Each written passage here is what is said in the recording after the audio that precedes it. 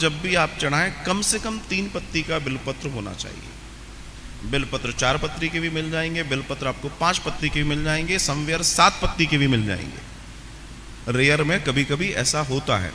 वो आपको तब मिलेंगे जब आप खुद किसी पेड़ के आसपास जाएंगे, क्योंकि जो मार्केट में मंदिर के बाहर तो जो लाते हैं वो 3 पत्ती वाली ला के रखते हैं। तो 3 पत्ती का संशय मतलब आशय क्या है वो भी जान लें। तापत्रय विनाशाय, तीनों तापों का नाश करने वाले, आदि दैविक, आदि भौतिक, आदि आध्यात्मिक तापों का नाश करने वाले जो त्रिशूल धारण करते हैं, 3 शूल, 3 तापों को जो हरण करने वाले हैं, उन शिव को हम समर्पित कर रहे हैं। 3 पत्ती। और शिव को, शिव महापुराण के अगर अनुसार हम चलें तो शिव को वो 3 पत्ती का बेलपत्र बहुत पसंद है, थोड़ा बहुत पसंद नहीं है। कैसे चढ़ाएं? जब भी शिवालय में हैं, घर में हैं, जहां भी हैं, हो सकता है आपसे पहले किसी ने पूजा कर ली हो, होता ही है। तो ऐसी कंडीशन में पहले आप शिव जी को पूरा का पूरा जल अभिषेक करें, अर्थात जो पहले का है वो सब हटा दीजिए, जलाभिषेक कीजिए। और जलाभिषेक करने के बाद पुनः उनको पूरा स्नान कराने के बाद जो भी चंदन, त्रिपुंड आदि इत्यादि आप लगाएंगे, उसके बाद धुले हुए, साफ किए हुए जो बिलपत्र हैं, फूल है, इवन जो आप फूल भी लेते हैं, आपके यहाँ पुष्प पूजा में चढ़ाते हैं, वो भी धुले हुए होने चाहिए।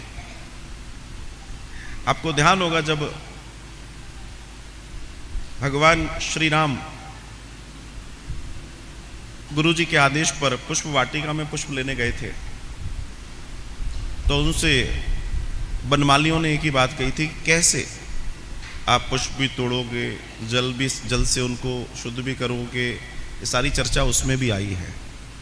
तो जब भी हम पुष्प भी लेते हैं, जैसे बाजार से भी लाते हैं, तो उनको भी जल से हमको साफ करना होता है, शुद्ध करना होता है, क्योंकि कंटोमिनेट होने की स्थिति में वो हमेशा बने रहते हैं। 50 हाथों से गुजरेगा, कोई भी चीज़ होगी। अच्छा, जब भगवान को हम कोई भी चीज़ देंगे तो शुचिता और शुद्धता से अर्पित करते हैं, तो इसलिए इस बात का ध्यान रखना चाहिए। तो पत्री, अब जब पत्री रोबी हो वो कतई खंडित नहीं होनी चाहिए, इस बात का विशेष ध्यान रखें। दूसरी बात विशेष ध्यान रखने की ये है कि जब भी आप बेलपत्र चढ़ाएं, उसके पीछे जो डंडी होती है उसको आपको तोड़ना है। वो कभी भी वित डंडी नहीं चढ़ाया जाता। यही शमी पत्र के साथ होता है, कभी नहीं चढ़ाया जाता। बिल्व पत्र को अगर आप गूगल पे स्टडी करेंगे तो आप उसके सिर्फ गुण पढ़ने में आपको 1 घंटा लग जाएगा, सिर्फ गुण पढ़ने में 1 घंटा लग जाएगा। इतनी महिमा है बिल्व पत्र की। असल में बिल्व जो है औषधि है, औषधि है जिसका स्पर्श, हम सिर्फ स्पर्श करने से हमारे कई ताप संताप क्लियर हो जाते हैं। तो शुद्ध करें, उसके बाद बिल्व पत्र पर आप चंदन आदि इत्यादि कुछ लगाना चाहें, राम, ओम नमः शिवाय कुछ लिखना चाहें लिख सकते हैं।